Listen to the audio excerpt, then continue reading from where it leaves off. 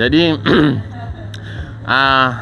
kita sapa dulu sama-sama Bang Diki. Halo Bang. Halo juga Ya, semuanya. bolehlah Bang sekali salam openg dulu Bang. Salam openg. Ya, jadi gini dia. Jadi gini Bang, kami kan sudah membentuk lah ini Bang, konsorsium advokat, ya kan. Udah berjalan lah ini mungkin beberapa hari, mungkin sedikit banyaknya Abang pun udah tahu lah, ya kan. Nah, Abang lah udah jam tayangnya ini sampai ke ibu kota ini. Gimana lah pendapat Abang ini kira-kira Bang? Baik, assalamualaikum warahmatullahi wabarakatuh. Waalaikumsalam. Salam openg. Salam apa? Jadi itu sebuah langkah yang sangat bagus. Ya. Karena kita ini advokat ini berkumpul bersama, duduk membahas apapun, yang penting itu bermanfaat. Apalagi openg ini dari berbagai macam organisasinya di sini, itu sangat membantu kita untuk membela orang. Terutama itu tujuan yang paling penting itu pembentukan apapun namanya, yang penting ada manfaatnya untuk masyarakat banyak. Itu yang paling utama. Karena saat ini masyarakat kecil itu selalu tertindas.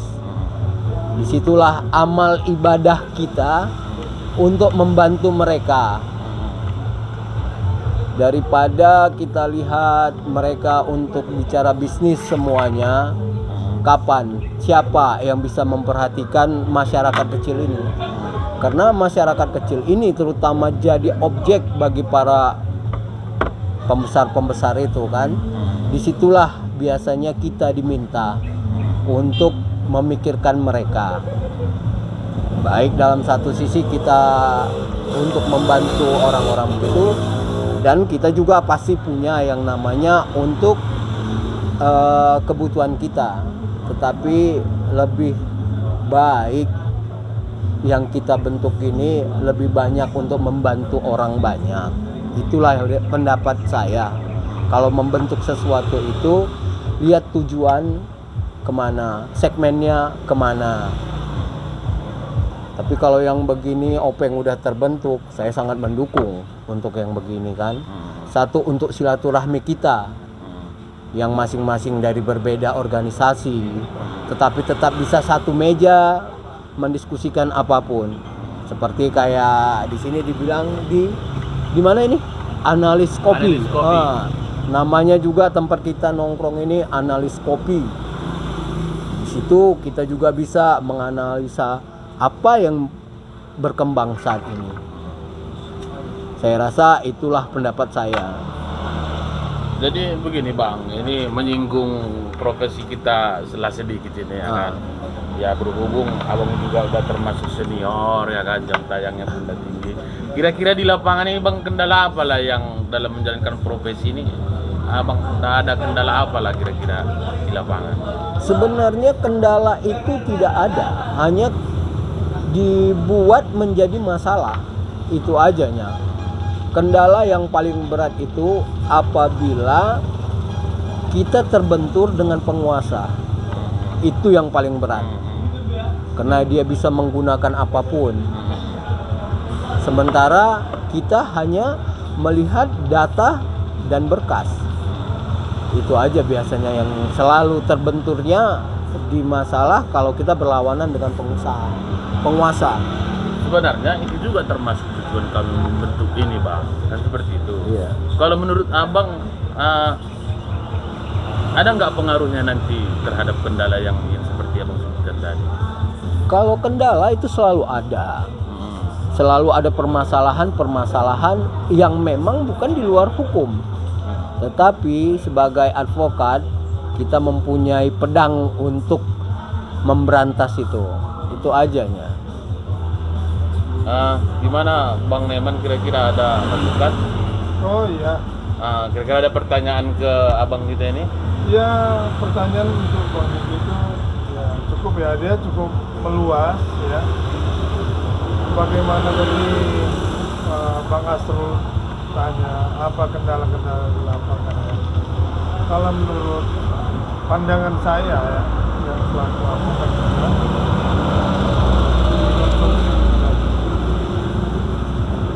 kendala itu relatif ya, tergantung medannya. Iya, ada yang medannya menanjak, bebukit, ada seperti itu ya. Ada yang enjoy aja, tetapi selesai semua permasalahan, kan begitu. Kalau kita lihat ya, ini di senggol ya sedikit Bang Diki. Tadi Bang Diki mungkin kendalanya ada tadi sampaikan kendala tuh ada sama penguasa. Mungkin ada sebagian kecil. Ya. Tapi yang saya lihat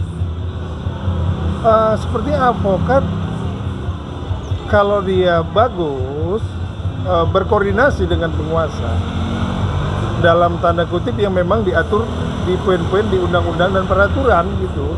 Sebenarnya pemerintah juga lebih terbuka, apalagi zaman era digital ya. Masyarakat terus mengontrol perkembangan hukum yang terjadi. Nah, seperti itu. Jadi tidak ada satupun permasalahan yang ditutup-tutupi gitu. Jadi baik itu permasalahan-permasalahan perdata pidana, semua transparan gitu ya. Yang hingga sore hari ini yang saya lihat. Berarti menurut abang ini termasuklah tujuan kita membangun konsorsium ini ya? Iya benar. Jadi ada 34 provinsi yang ada di Indonesia ini. Mudah-mudahan melihat channel kita ini tadi bagian juga edukasi ya, bagian edukasi, bagian untuk bisa membahas permasalahan mereka melalui nanti nomor telepon yang kita kirim ya. Mereka bisa sharing dari luar kota Medan ini tadi ya. Baik di daerah-daerah itu apa permasalahan hukum yang terjadi di sana. Mungkin dari berbagai macam profesi termasuk advokat yang ada di konsorsium ini tadi dapat memberikan solusi. Karena itu bagian dari saudara-saudara kita yang ada di tanah air. Jadi tidak ada permasalahan hukum yang tidak akan sampai informasinya ke daerah sekecil apapun di zaman seperti ini ya, di zaman era digital yang sudah berkembang. Saya sedikit menyampaikan itu saja.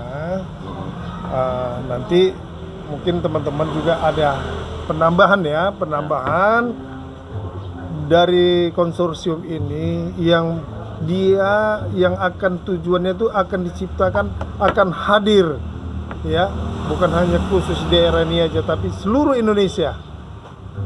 Seperti itu dia. Yang mudah-mudahan kita sebagai penyampai kepada pemerintah ada di daerah sana yang belum mendapatkan keadilan. Seperti itu dia. Bagaimana penyelesaiannya? Seperti itu dia. Ya, Bung Asrul, sedikit saja dari saya itu. Ya. Mungkin nanti teman kita Bang Reno atau Bang Kandar Lubis bisa menambahkan dan mengkomplitkan, menyempurnakan bahasa dari Bang Diki tadi. Seperti itu Bang Diki, selamat sore. Sore. Ini tanggapan Bung Kandar gimana? Ya begitu juga Bang. Ya mungkin sedikit banyaknya kan udah disampaikan Bang Neman juga maksud dan tujuan kita membangun konsorsium ini. Mohon dipertegas lagi Bang, mana tahu ada yang mau disampaikan. Makasih. Assalamualaikum warahmatullahi wabarakatuh. Salam Openg. Jadi gini dia, konsep yang tujuan kita konsepnya ini gini. Selama ini kan gerakan advokasi itu hanya sebatas litigasi, non litigasi semacam gini. Langsung datang ke tempat, melayangkan surat gitu. Tapi melalui Openg ini, ya kan, kita juga mengkonkretkan dia. Selain menyurati ataupun tinjau lokasi langsung, kita juga mendorong ini. Melalui media ini, inilah sarana untuk mendorong agar pemerintah dalam hal ini penegak-penegak hukum untuk segera cepat bertindak terhadap kes-kes, misalnya kes-kes struktural ya. Adanya pelayanan-pelayanan yang kurang gitu. Terkadang kan masyarakat ini kan buta dia akan hukum itu gitu. ada persoalan misalnya dia buat laporan ke penegak hukum kepolisian gitu kan. Ternyata lamban penanganannya. Mungkin lamban ini kan kita nggak tahu secara teknis apa sih permasalahan, kenapa itu lamban. Makanya media kita ini, kehadiran konsorsium ini selain untuk litigasi, non litigasi itu kita tambah, selain menyurati kita mendorong. Ya, kita dorong pihak penyidik ataupun pihak kepolisian untuk segera menuntaskan itu permasalahan. Itu dia. Jadi konsorsium ini juga ini perlu dipertegas ini. Kadang-kadang ada pertanyaan di media sosial, di Facebook saya dapati langsung tuh. Bang, konsorsium itu kan biasanya untuk pengusaha. Terus satu ada juga yang saya baca itu konsorsium ini identik dengan Sambo. Sambo itu bukan punya konsorsium, nggak ada urusannya. Konsorsium itu kosakata yang general, siapapun dapat bisa menggunakannya, bukan Sambo saja gitu loh. Nah, ini harus dipertegas. Konsorsium yang kami maksud di sini, kalau aku analogikan gini, misalnya Bung Neman ini kan, Neman ini punya law firm gitu. Kalau analogikan dia ini kan pengusaha ini, pengusaha jasa ini, ya kan? Itu dia. Kayak Bang Reno juga gitu. Ya ini dia digabungkan ini.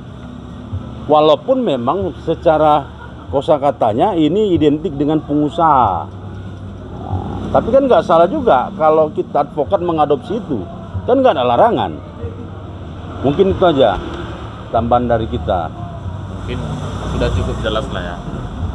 Mungkin ada tambahan dari Bang Reno gimana? Oke. Salam Hopeng. Kita bisa bayangkan lah ya, jika advokat itu bersatu, jelas otoriter, penguasa yang haus kekuasaan, misalnya diskresi yang ngawur, kewenangan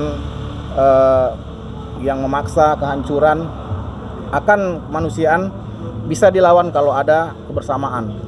Saya mengambil pendapat dari Napoleon Bonaparte yang berjudul Life Skill of the Lawyer, ya kan, yang artinya ya ungkapan tersebut ya bisa diartikan seperti ini: menunjukkan ketakutan yang besar akibat persatuan advokat, maka dipecah belah bahkan harus dimusnahkan adalah keinginan seorang penguasa seperti Napoleon.